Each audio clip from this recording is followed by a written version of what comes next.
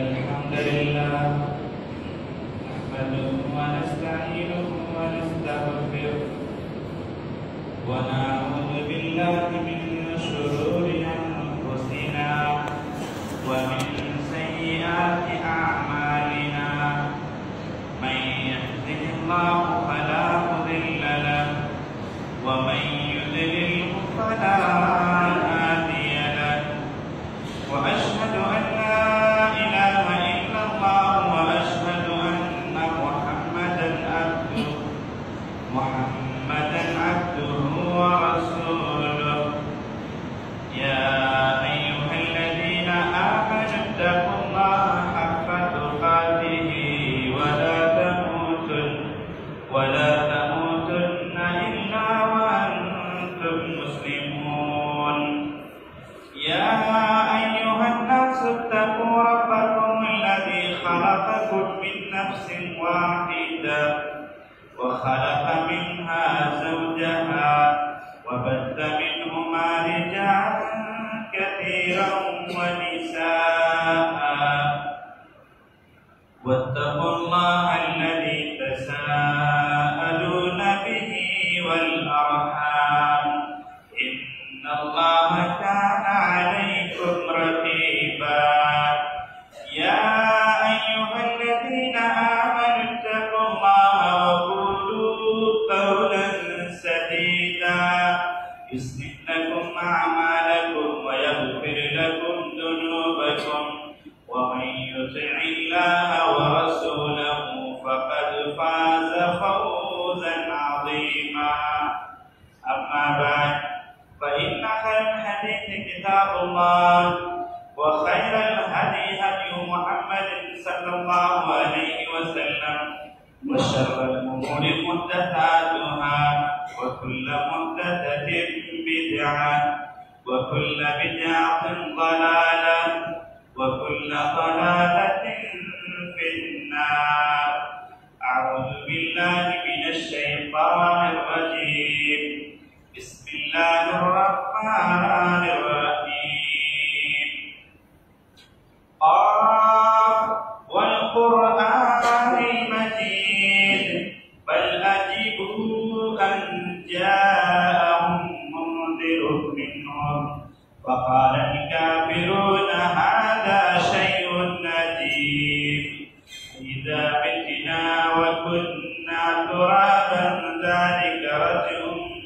بعيد قد علمنا ما تنقص الأرض منهم وعندنا كتاب حفيظ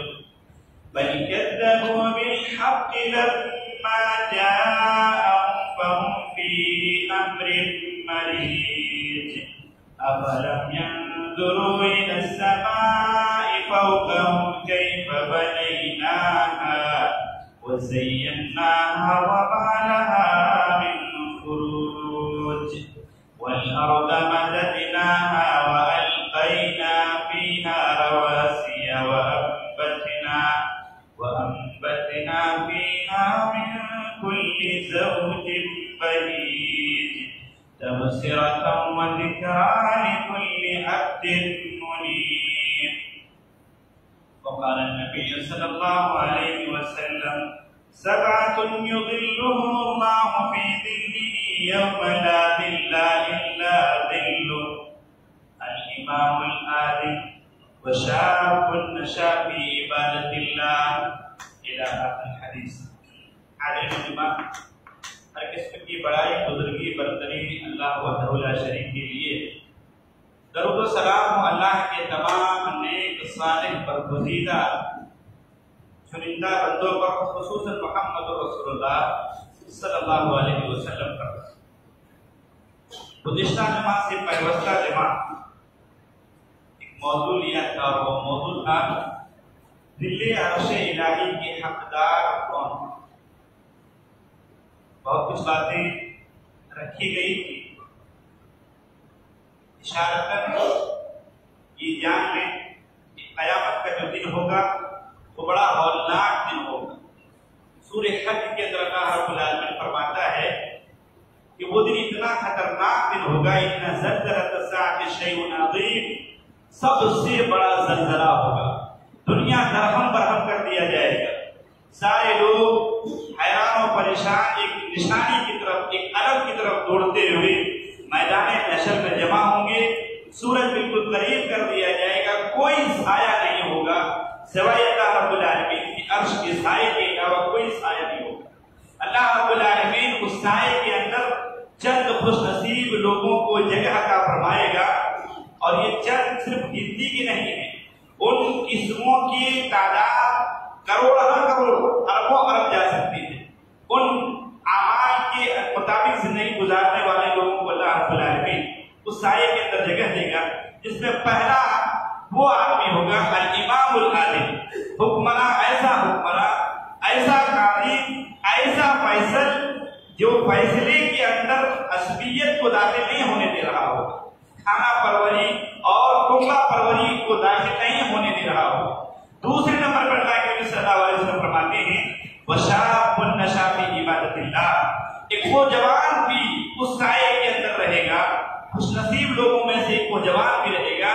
جس نے اپنی جوانی کو اللہ رب العالمین کی عبادت میں لگایا ہوا ہوگا۔ یہ جوانی جانتے ہیں انسانی زندگی میں، پوری زندگی میں سب سے زیادہ اگر کسی کو اہمیت حاصل ہے تو وہ جوانی کی عمر کو حاصل ہے۔ جوانی کی عمر، جس عمر کے اندر انسان کو برائی کرنے کی قوت اور طاقت میسر ہوتی ہے، ہاتھ پاؤں کے اندر جان ہوتا ہے، جذبات سے پر انسان ہوتے ہیں، حوصلے بلند ہوتے ہیں، اگر جوانی پر کنٹرول نہ کر لیا جائے تو آدمی کیا سے کیا کر گزر جاتا ہے۔ آپ دیکھتے ہیں دنیا کے اندر بڑی بڑی بادشاہیت کو گرانے میں اگر کسی کا رول رہتا ہے تو وہ جوانوں کا ہے۔ بڑے بڑے جنگوں کے اندر فتوحات جن کے سروں پر چڑھتا ہے، صحرا جن کے سروں کو جاتا ہے، وہ جوانوں کے ہوتے ہیں۔ دنیا میں جو بھی کام کوئی نمایاں کارکردگی دیا جاتا ہے وہ جوانوں ہی کے ذریعے سے دیا جاتا ہے۔ جوان آدمی اگر ہوش میں رہتے ہوئے، اگر کنٹرول کو، جذبات کو کنٹرول میں رکھتے ہوئے اگر دین کے مطابق زندگی گزارنے کی کوشش کرے تو وہ دین کے لیے بہت کچھ کر سکتا ہے۔ لیکن اگر کوئی جوان عربی کے اس مقولے کے مطابق ہو جائے الشاب شعبۃ من الجنون، کہ جوانی دیوانگی کے مسانی کے مطابق ہے، کیا قسم ایک ہے، اگر اس قسم کے اندر اپنے آپ کو کوئی ڈھال لیتا ہے تو یاد رکھیں وہ برباد ہونے والوں میں سے سرے پیدا ہوگا۔ جو آدمی اپنی جوانی کو اللہ رب العالمین کی عبادت میں لگاتا ہوگا، اپنی جوانی کو اللہ کی اطاعت میں کھپا دیتا ہوگا، اور جوانی کے بعد کے بقیہ ایام کو ایمان کے مطابق گزار لے اور خاتمہ بالخیر اگر اس کا ہوا ہو، اللہ رب العالمین کل قیامت کے دن اسے اپنے عرش کا سایہ نصیب فرمائے گا۔ اللہ کے نبی صلی اللہ علیہ وسلم فرماتے ہیں وَشَابٌ نَشَأَ فِي عِبَادَةِ اللَّهِ۔ اس لیے میرے بھائیوں، وہ حضرات جو جوان ہیں، اب جوان ہیں کون تھی، ایک جاننے والی بات، ہمارے یہاں ہندوستان کے کلچر میں جوان 20 سے لے کر 25-30 سال والے کو جوان کہا جاتا ہے، لیکن حقیقی معنوں میں جوان کس کو کہا جاتا ہے؟ اگر جنت کی عمر کو دنیا کی عمر پر فٹ کر دیا جائے تو جوان 23 سے لے کر 33 سال کے درمیان سب سے بہترین عمر کہا جاتا ہے۔ لیکن دنیاوی اعتبار سے جوان بلوغت کو پختگی جیسے جیسے چڑھتی جاتی ہے، وہاں سے لے کر جب تک بڑھاپے کے آثار بدن کے اندر ظاہر نہیں ہونے لگتے ہیں، چمڑے کے اندر جھریاں نچھانے لگتی ہے، تب تک کہ آدمی اس عمر تک کے آدمی کو جوان کہا جاتا ہے۔ لہذا ایسے لوگوں سے خاص طور پر، اور باقی آپ لوگوں کا بھی ذکر آئے گا جو اس عمر کو پار کر چکے ہیں، لیکن ایسے لوگوں کو چاہیے کہ اپنی جوانی کو غنیمت سمجھتے ہوئے اللہ رب العالمین کی اطاعت میں لگائیں، اللہ رب العالمین کے دین کی ترویج و اشاعت میں لگائیں، توحید کے بقا میں اپنی زندگی کو لگائیں۔ یاد رکھیں میرے بھائیوں، ابو داؤد اور ترمذی کی حدیث ہے، عبداللہ بن مسعود رضی اللہ تعالیٰ عنہ کی حدیث ہے، اللہ کے نبی صلی اللہ علیہ وسلم فرماتے ہیں کہ لا تزول قدم ابن آدم حتی یسأل عن خمس، کہ میدان محشر سے ابن آدم کے قدم ہٹ نہیں سکتے ہیں جب تک کہ وہ 5 سوالوں کے جواب نہ دے جاتے ہوں، یعنی 5 سوال اسپیشل ہوں گے، 3 تو قبر کے اندر ہوتے ہیں، اس کے بعد عالم برزخ کا میعاد بہت لمبا ہے، لیکن جب میدان محشر میں کوئی اٹھے گا تو اسے 5 سوالوں کا جواب دینا ضروری ہے۔ اس میں پہلا ہوگا ان عمرہ فیما افنا، کہ پوری عمر کہاں گزاری ہے، یہ عام ہے لیکن اس کے اندر احساس کر دیا جاتا ہے وہ ان شبابہ فیما ابلا، کہ اپنی جوانی کو کہاں گزارا،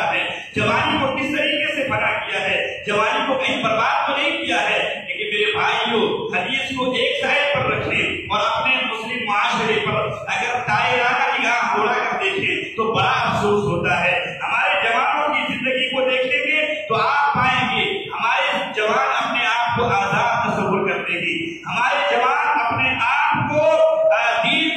دین کو بوجھ سمجھتے ہیں، ہمارے جوان دین کے احکام کو ایک طریقے سے سزا تصور کرتے ہیں، ہمارے جوانوں کے اندر عبادت نہیں پائی جاتی ہے، ہمارے جوانوں کے اندر ریاضت نہیں پائی جاتی ہے، ہمارے جوانوں کے اندر اگر کوئی چیز پائی جا رہی ہے تو وہ کیا پایا جا رہا ہے؟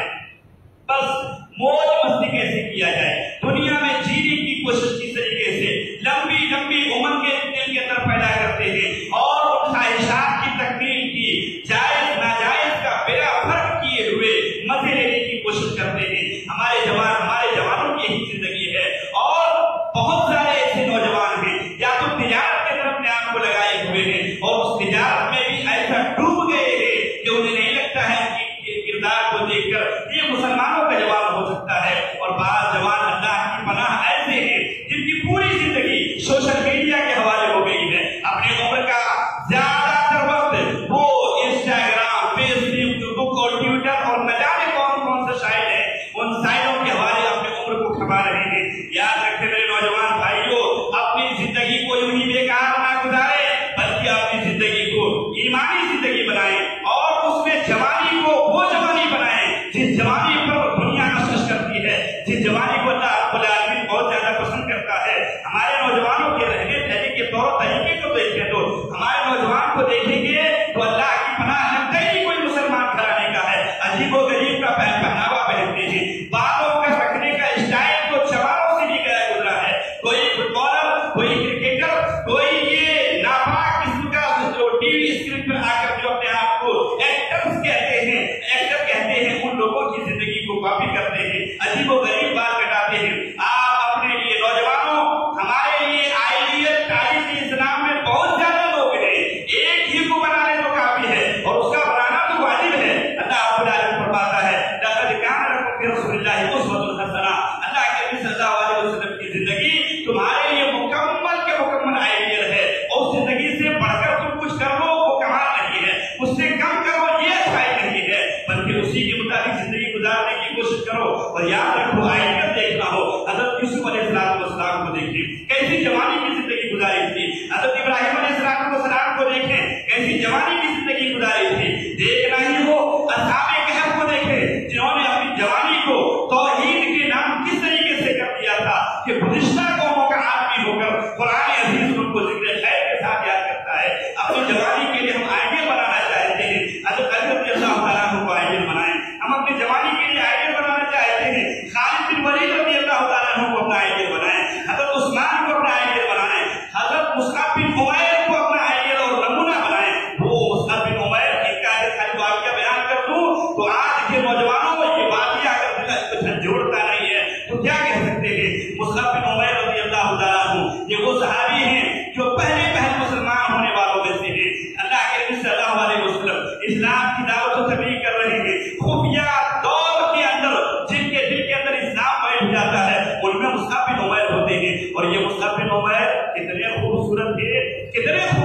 تھے، اللہ کے نبی صلی اللہ علیہ وسلم ان کے وفات کے بعد ان کے حسن و جمال کا تذکرہ کر کے کہتے تھے نوجوانوں اس جیسا خوبصورت انسان مکہ کی زمین نہیں دیکھا ہے، اپنی شادی میں اپنے منہ سے کرتے تھے، لیکن مصعب بن عمیر رضی اللہ تعالیٰ عنہ ان کے بارے میں صرف اتنا کہنے میرے بھائیوں ان کو اپنا آئیڈیل بنانے تو ہماری زندگی سرخرو ہو جائے گی۔ مصعب بن عمیر حسین و جمیل خوبصورت انسان، اللہ کے نبی صلی اللہ علیہ وسلم نے جب دعوت پیش کیا تو وہ دعوت کو قبول کر دیا اور زندگی کیسی کرتے تھے۔ مصعب بن عمیر سب سے زیادہ مالدار انسان تھے، کتنے مالدار تھے کہ مکہ میں رہتے ہوئے جھوٹا ان کے لیے حضرت منہ سے آتا تھا،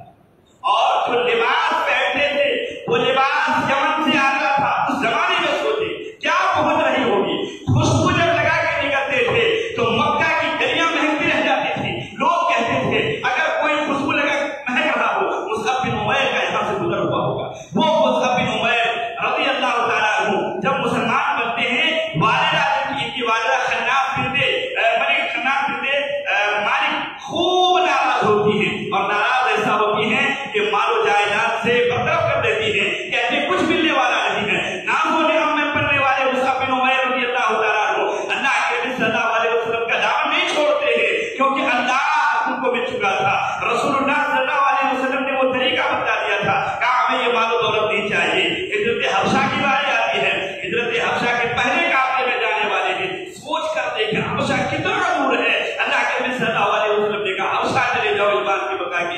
مصعب بن عمیر رضی اللہ تعالیٰ عنہ پیدل جا رہے ہیں۔ راویوں نے بیان کیا ہے مصعب بن عمیر کو دیکھ کر بڑا تعجب ہوتا تھا، جو اتنے ناز و نعم میں پڑا ہوا نوجوان ہے، کیسے پھٹا کپڑا پھٹے جوتے کے اندر، جو اپنے ہی جوتوں کے پرانے ہونے کے بعد پہننا نہیں گوارا کرتے تھے، پھٹے جوتے پہن کر حبشہ جا رہے ہیں۔ اور جب حبشہ وہاں جاتے ہیں، حبشہ سے آتے ہیں، اللہ رب العالمین کی رضا چاہتے تھے، اللہ کے نبی صلی اللہ علیہ وسلم ان کو دیکھ کر بڑے خوش ہوتے تھے۔ جب اسلام انہوں نے قبول کیا، یہ ساری پریشانیاں کو جھیلی، لیکن مصعب بن عمیر یہیں پر ختم نہیں ہوتے ہیں۔ جب ہجرت کر کے آتے ہیں، مدینہ پہنچتے ہیں، غزوہ بدر کے اندر اللہ کے نبی صلی اللہ علیہ وسلم جن کو آگے کر کے رکھا کرتے تھے وہ مصعب بن عمیر تھے۔ غزوہ احد کی باری آئی، اللہ کے نبی صلی اللہ علیہ وسلم نے ان کے جواب مردی کو دیکھا تھا، ان کے ہمت اور استقلال کو دیکھا، تو اللہ کے نبی نے کہا مصعب بن عمیر فلاں جگہ کے علم آپ بلند کریں گے۔ جب انہوں نے جھنڈے کو اپنے ہاتھ پر لیا، دشمن نے ان کے داہنے ہاتھ پر وار کیا، ان کے داہنا ہاتھ کٹ کر گر جاتا ہے، وہ جھنڈا کو نہیں گرنے دیتے ہیں، اٹھتے ہیں اور اپنے ہاتھوں سے جھنڈے کو بلند کرتے ہیں، یہاں تک کہ بایاں ہاتھ ان کا کاٹ کر گرا دیا جاتا ہے، تب بھی جھنڈا کو نہیں چھوڑتے ہیں، زمین پر بیٹھ کے اپنے دونوں پاؤں کے بیچ میں جھنڈے کو قائم رکھتے ہیں، اور جب ان کی وفات ہو جاتی ہے وہ شہید ہو جاتے ہیں۔ اللہ کے نبی صلی اللہ علیہ وسلم جب شہید ہوتے ہیں، جنگ کے خاتمے کے بعد صحابہ کی تلاش میں بھیجتے ہیں، بہتوں کا مسئلہ کر دیا جاتا ہے، بہتوں کے کان ہاتھ وغیرہ کاٹ دیے جاتے ہیں، مصعب بن عمیر انہیں جنازوں کے اندر نظر آتے ہیں، انہیں لاشوں میں نظر آتے ہیں۔ اللہ کے نبی صلی اللہ علیہ وسلم نے ان کو دیکھا، ان کے پاس گئے اور بیٹھ گئے۔ میرے بھائیوں بتانے مقصود یہ ہے کہ آئیڈیا ان کو بنائے کس زندگی میں گزارنے زندگی گزارے تھے، لیکن جب جنازہ ڈھکا جاتا ہے کپڑے سے تو ان کا بدن ڈھکتا ہے، سب ڈھک رہے ہیں تو پاؤں کھل جا رہا ہے، پاؤں ڈھک رہے ہیں سب کھل جا رہا ہے۔ اللہ کے نبی صلی اللہ علیہ وسلم نے سب کے حصے کو ڈھکا اور پاؤں کے جانب خاص طور سے ڈھکا۔ میرے بھائیوں کہنا مطلب یہ ہے کہ امت کے نوجوانوں، ہم اپنی شناخت کھو چکے ہیں، ہمیں اپنی شناخت کو بحال کرنا ہے۔ ایسے لوگوں کو اپنا آئیڈیل بنائے جنہوں نے اپنی زندگی اسلام کے نام کر دی، آج بھی ہم ان کو یاد کرتے ہیں تو رضی اللہ عنہ کہہ کے یاد کرتے ہیں، اور جب ان کو پڑھتے ہیں تو کمزور اور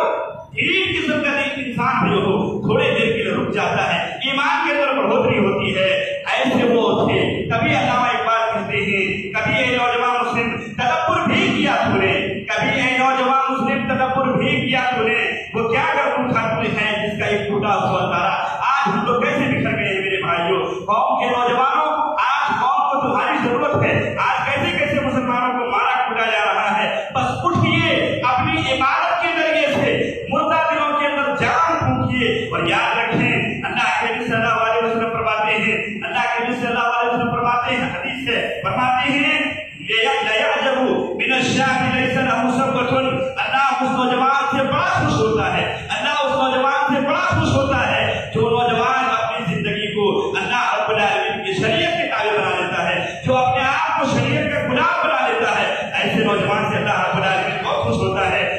ثابت سیرین کہا رحمہ اللہ کہا کرتے تھے کہ اے لوگو یا معاشر الشباب اعملوا فانما العمل فی الشباب، اے لوگو اے نوجوانوں اپنے آپ کو عمل کے حوالے کر دو اور زیادہ سے زیادہ عمل جوانی کے اندر کرو، کیونکہ اصل عمل تو جوانی کا عمل ہے۔ لیکن ہائے افسوس ہمارے نوجوانوں کا، امام احمد بن حنبل رحمۃ اللہ علیہ کہتے ہیں کہ نوجوانوں کی جو زندگی ہے مخصوص زندگی ہے، ایسی زندگی ہے مانو کسی آنکھی پہ کچھ رکھا ہوا ہو اور یوں گر جائے، یعنی بہت کم دن نوجوانی کی عمر ہوتے ہیں۔ اس جوانی کو زیادہ سے زیادہ غنیمت سمجھتے ہوئے ثواب کی زندگی گزارنی چاہیے، لیکن ہائے افسوس ہمارے نوجوان کب تک کی زندگی جی رہے ہیں، خوف الہی دل سے بالکل نکل چکا ہے، اللہ رب العالمین کا خشیت تو دل کے اندر ہے ہی نہیں۔ نوجوانوں کو دیکھیں تو لگتا ہی نہیں کہ ان کو مر کر جینے کا بھی یقین اور اعتقاد ہے۔ میرے بھائیوں زندگی کو پلٹیں، زندگی کو پلٹنے کے یہی واقعات ایک بار بیان کیے جاتے ہیں۔ ایک اور واقعہ آپ کے سامنے رکھوں، عرب کے اندر ایک مکہ کے اندر ایک جریدہ ایک میگزین نکلا کرتا ہے الرابطہ نام سے، اور اس الرابطہ نامی کے اندر ایک نوجوان کا ذکر کیا جاتا ہے، اور وہ نوجوان تحریر لکھتا ہے، خود اس کا محرر ہوتا ہے، خود کی تحریر ہے، اس کی تحریر پڑھیں تو شاید ایسے ہمارے نوجوان ہیں اور ہو رہا ہوا ایسی زندگی پلٹ جائے۔ وہ کہتے ہیں کہ میں غوطہ خور تھا، عرب کا نوجوان ہے، ان کا مضمون سالوں پہلے الرابطہ میگزین کے اندر آتا ہے، وہ کہتے ہیں کہ میں مسلمان کرانے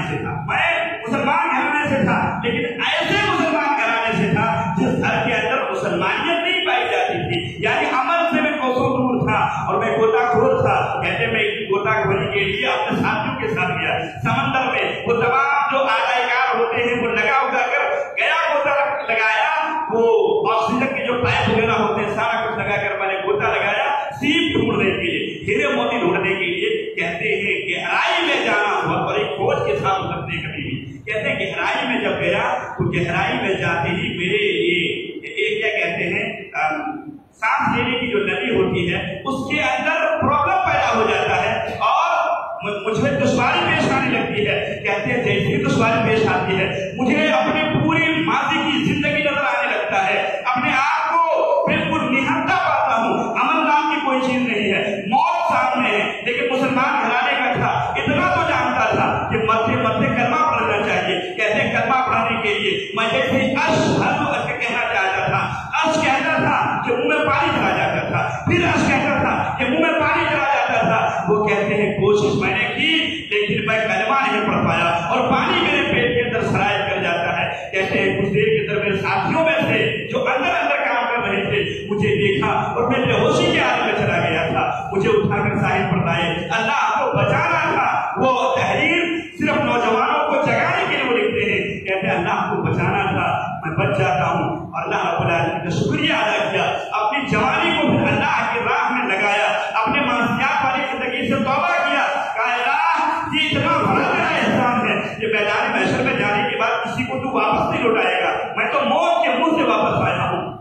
اللہ پوری زندگی اسلام کی ترویج میں لگا دوں گا. اور وہ زندہ جاگتا قرآن و سنت کا ایک عملی تصویر بن کے ہاتھ میں زندہ ہے. لیکن کہتے ہیں کہ میں نے پھر کیا کیا, جب اللہ نے مجھے موقع دیا میں نے پھر وہی سارے سوٹس پہنے جو غوطہ-خوری کے ٹائم پر لگایا جاتا ہے. جب میں صحت و تندرستی کے ایام میں آیا تو اسی جگہ پہ گیا جہاں میں پھنس رہا تھا. اکیلے اس بار جاتا ہوں اور اکیلے جا کر اس جگہ میں نے زمین کے نیچے جا کر سجدہ کیا اور اللہ رب العالمین کو کے سامنے دعائیں آج بھی کرتا ہوں کہ اللہ رب العالمین اس جگہ جو میں نے سجدہ کیا واسطہ دیتا ہوں, کہتے کہ قیامت کے دن واسطہ دوں گا اللہ سے. اس جگہ اللہ صرف تیری رضا کے لیے کیا تھا اور ایسی جگہ میں نے سجدہ کیا ہے جہاں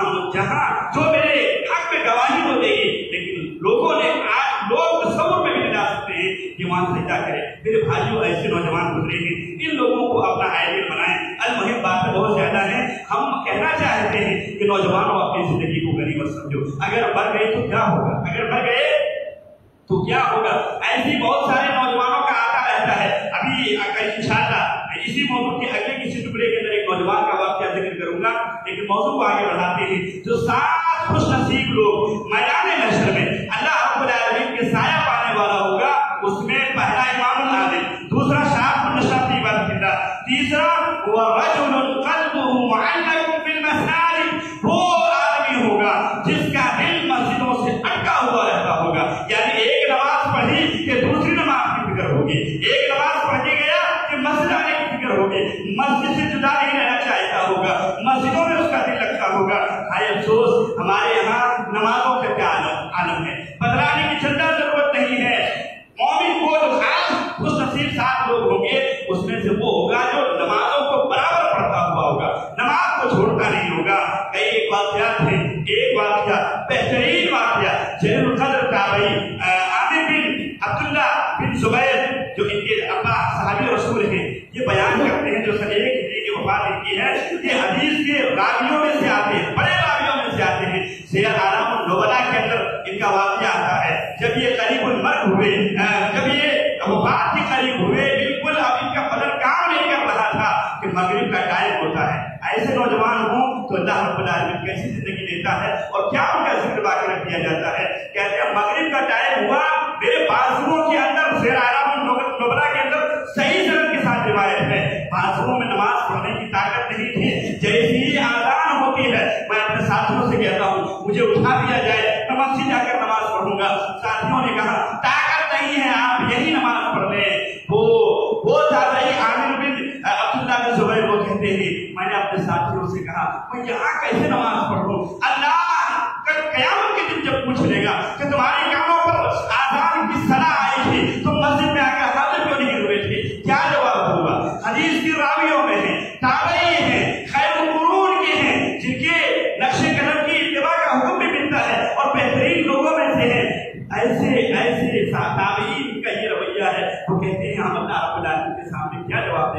اللہ پوچھے گا تم نے آزان سنا تھا کہ نہیں اور مسجد آئے تھے کہ نہیں؟ لیکن ہماری زندگی کیسی ہے؟ اللہ اکبر، آزان سنتے ہیں جیسے ہی آزان ہو ہم کسی کام کا پلان کرتے ہیں، آزان ہونے لگے ہم مسجد سے دور جانے لگتے ہیں۔ اگر یہاں دعوت چوک کے اندر ہے آزان ہونے لگے، باپ بے غیرت بے حیا قسم کے نوجوان مسجد کے اندر ہے، وہ کہتے ہیں یہاں رہے، بزرگ لوگ ابھی نماز پڑھنے آئیں گے، وہ کہیں گے یہاں ہے، وہ دھیرے دھیرے مدرسہ چوک کی طرف جانے لگتے ہیں، دھیرے دھیرے راستوں کو لیتے ہیں۔ آزان سننے کے بعد حدیثوں کے اندر صرف شیطان کے بھاگنے کا ذکر ملتا ہے، باقی دنیا کی جتنی مخلوق ہے آزان کو سن کر اثر کرتی ہے اور بار بار سننے کی تمنا کرتی ہے۔ ہم کیسے مسلمان ہیں؟ آزان کو سنتے ہیں اور آگے جانے کی کوشش کرتے ہیں۔ صحابہ کرام رضی اللہ عنہم کے ہاں مسجد سے جڑ کر رہنے کا کیسا تعلق تھا، مسجدوں میں آ کر نماز پڑھنے کا کیسا شوق ان کے اندر ہوتا تھا۔ ان واقعات کو پڑھتے ہیں تو ہم اپنے آپ کو کہیں کا نہیں پاتے ہیں میرے بھائیوں، اور یہ ان لوگوں کا حال بیان کر رہے ہیں جو کم از کم 4 وقت نماز 5 وقت پڑھنے آتے ہیں،